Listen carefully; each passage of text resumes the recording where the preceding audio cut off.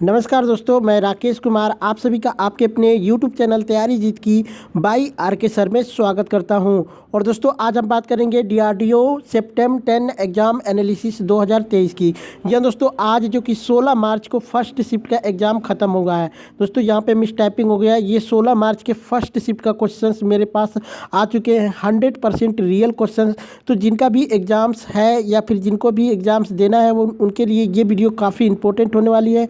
बाकी दोस्तों आपने एग्ज़ाम दिया है, आप हमें 8181819473 पे जो भी क्वेश्चंस याद है एक बार ज़रूर बताएं। और दोस्तों ये हमारा प्रयास थोड़ा सा भी आपको अच्छा लगे तो प्लीज़ यार, आप लोग वीडियो देखते हैं पर वीडियो को लाइक नहीं करते हैं। चलिए आज की लाइक टारगेट रखते हैं 200 लाइक का, प्लीज़ आप लोग करवा दीजिएगा। और प्लीज़ चैनल को सब्सक्राइब करके बस हमें थोड़ा सा सपोर्ट कीजिए। बाकी दोस्तों PDF फाइल हमारे तरफ से बिल्कुल फ्री में आपको दी जा रही है। आप जो कि टेलीग्राम ग्रुप को ज्वाइन करके डेली का PDF फाइल वहाँ से बिल्कुल फ्री में डाउनलोड कर पाएंगे। चलिए बिना देर करते हुए क्वेश्चंस देखते हैं। प्रश्न आया था दोस्तों यहाँ पे कि चंदावर का युद्ध कब हुआ था, तो 1194 में हुआ था। बात करते हैं तो चंदावर के युद्ध में जो कि मोहम्मद गौरी ने जयचंद को हराया था।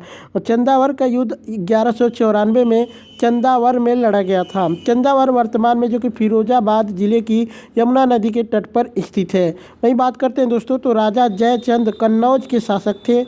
जयचंद जो कि गढ़वाल वंश से संबंधित थे।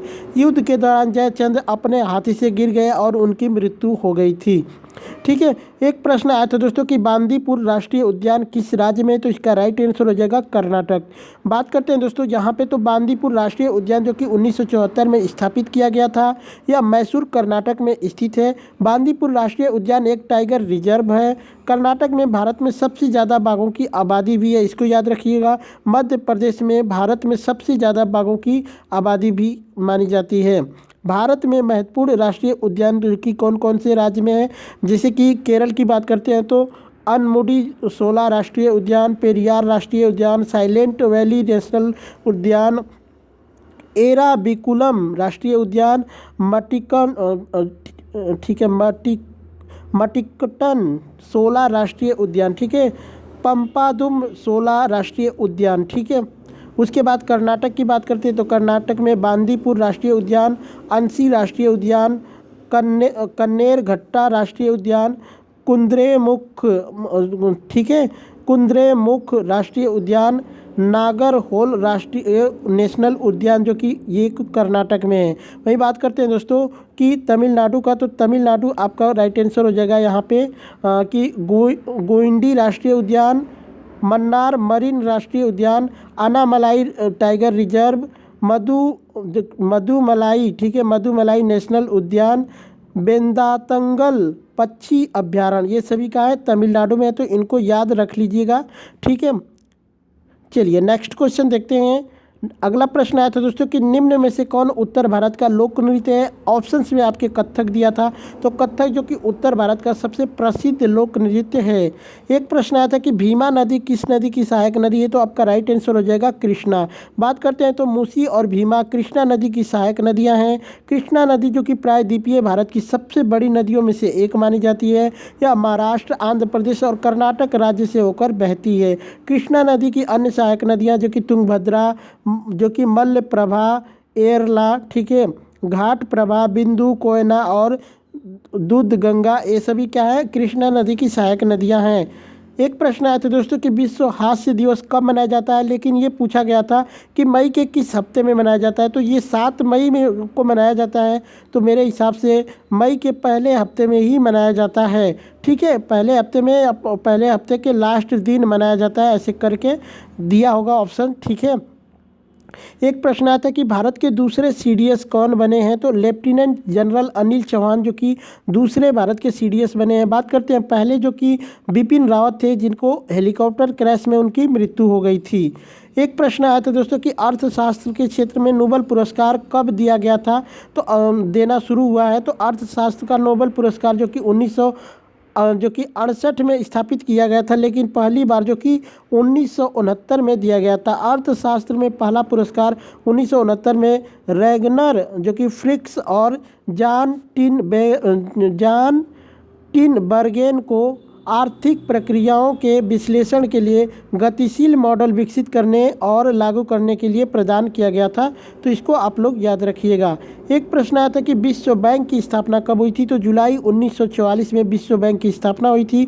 बात करते हैं दोस्तों तो जो कि ब्रेटन वुड्स सम्मेलन, जिसे कि आधिकारिक तौर पे संयुक्त राष्ट्र मौद्रिक और वित्तीय सम्मेलन के रूप में जाना जाता है, जो कि ब्रेटन वुड्स न्यू हैम्पशायर यानी यूएसए में 1 जुलाई से 22 जुलाई 1944 तक मिले 44 देशों के प्रतिनिधियों का एक समूह था, जो कि द्वितीय विश्व युद्ध के समापन के बाद अंतर्राष्ट्रीय वित्तीय और मौद्रिक आदेश के नए नियमों के एक श्रृंखला पर सहमत हुए थे। बात करते हैं दोस्तों यहाँ पे तो सम्मेलन की 2 प्रमुख उपलब्धियाँ थी, जो कि पुनर्निर्माण और विकास के लिए अंतर्राष्ट्रीय बैंक यानी IBRD की स्थापना की गई थी। वहीं बात करते हैं दोस्तों अंतर्राष्ट्रीय मुद्रा कोष यानी IMF की स्थापना की गई 1944 में स्थापित इंटरनेशनल बैंक फॉर जो कि रिकंस्ट्रक्शन एंड डेवलपमेंट यानी IBRD, जिसे जल्द ही विश्व बैंक कहा गया था। ठीक है, पहले ये इसको यही कहा जाता था, तो बाद में इसको विश्व बैंक का नाम दिया गया। 5 विकास संस्थानों के एक जो कि निकटता से जुड़े समूह में विस्तार किया गया था। वही बात करते हैं दोस्तों तो यहाँ पे IDA यानी अंतर्राष्ट्रीय विकास संघ की भी स्थापना हुई 1960 में। इसको स्थापित किया गया था। IDA का उद्देश्य ऋण प्रदान करके गरीबी को कम करना है, जिसे कि क्रेडिट कहा जाता है, और आर्थिक विकास को बढ़ावा देने, असमानताओं को कम करने और लोगों के रहने की स्थिति में सुधार के लिए अनुदान प्रदान करना है। वहीं बात करते हैं दोस्तों IDA ने विश्व बैंक की मूल आधार जो कि उधार बा इंटरनेशनल बैंक फॉर जो कि रिकंस्ट्रक्शन एंड डेवलपमेंट, ठीक है, यानी IBRD का अनुपालन किया है। IBRD और IDA समान स्टाफ और मुख्यालय साझा करते हैं और समान कठोर मानकों के साथ जो कि परियोजनाओं का मूल्यांकन भी करते हैं।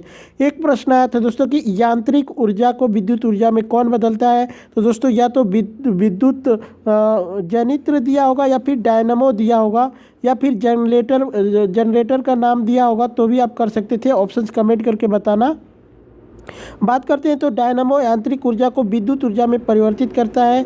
इसका काम जो कि प्रेरण के फैराडे के नियम पर आधारित है। बात करते हैं दोस्तों तो जैसे कि स्टेटर एक चुंबकीय क्षेत्र प्रदान करता है, और चुंबकीय क्षेत्र में जो कि आर्मेचर यानी घूमती हुई वाइंडिंग मुड़ता है। यह चुंबकीय क्षेत्र एक विद्युत वाहक बल का उत्पादन करता है, जो कि इलेक्ट्रॉनों को धक्का देता है, जिससे कि धारा उत्पन्न होती है। वहीं का बात करते हैं तो पहले जो कि डायनामोस यानी चुंबकीय क्षेत्र उत्पादन के लिए स्थायी चुंबक से लैस थे, लेकिन बाद में उन्हें विद्युत चुंबकों से बदल दिया गया। ठीक है, वे उद्योगों को बिजली की आपूर्ति करने वाले पहले जनरेटर थे। तो ऑप्शन से एक बार कमेंट करना। एक प्रश्न आया था कि पास्कल किसका एक जो कि SI मात्रक है? ठीक है, SI मात्रक है, तो इसका राइट आंसर हो जाएगा दाब का। बात करते हैं दोस्तों तो यह इसके आविष्कार जो कि ब्लेज पास्कल के नाम पर रखा गया था। ऊर्जा की SI जो कि इकाई जूल और प्रतिरोध की SI इकाई जो कि ओम है। पास्कल के नियम के अनुसार दाब उस क्षेत्र द्वारा विभाजित बल के बराबर होता है जिस पर वह कार्य करता है। पास्कल का नियम जैसे कि पास्कल का नियम ब्लेज पास्कल द्वारा दिए गए तरल यांत्रिकी में, ठीक है, यांत्रिकी में एक सिद्धांत है जिसमें कहा गया है कि एक सीमित अपरिमेय तरल पदार्थ में किसी भी बिंदु पर एक दाब परिवर्तन पूरे तरल पदार्थ में प्रसारित होता है, जैसे कि हर जगह एक ही परिवर्तन होता है। ब्लेज पास्कल एक फ्रांसीसी गणितज्ञ थे। ठीक है, वहीं बात करते हैं दोस्तों न्यूटन का नियम। तो न्यूटन का नियम गति के नियम पर आधारित है। स्टीफन जो कि बोल्ट्जमैन यानी का नियम बताते हैं। तो स्टीफन बोल्ट्जमैन नियम अपने जो कि तापमान के संदर्भ में एक काले भाग से निकलने वाली शक्ति का वर्णन करता है। वहीं बात करते हैं हुक का नियम। तो हुक का नियम भौतिकी का एक नियम है जो कि बताता है कि उस दूरी के संबंध में रैखिक रूप से कुछ दूरी जिसको एक्स तराजू द्वारा एक स्प्रिंग का विस्तार या फिर दबाने के लिए आवश्यकता बल यानी F की आवश्यकता होती है। तो इससे रिलेटेड मैंने सभी चीज़ें बता दी आपको। एक प्रश्न आया था कि आंवला में कौन सा अम्ल पाया जाता है? तो आंवला में जो कि एस्कॉर्बिक अम्ल पाया जाता है। ठीक है। एक प्रश्न आया था दोस्तों कि इंटरफेयर का स्पेलिंग एरर क्या है, तो इसका राइट आंसर हो जाएगा इंटरफेयर, यही हो जाएगा। ठीक है, बाकी दोस्तों यही सब प्रश्न आज के फर्स्ट शिफ्ट के मुझे मिल पाते। वीडियो कैसी लगी कमेंट करके एक बार बताना।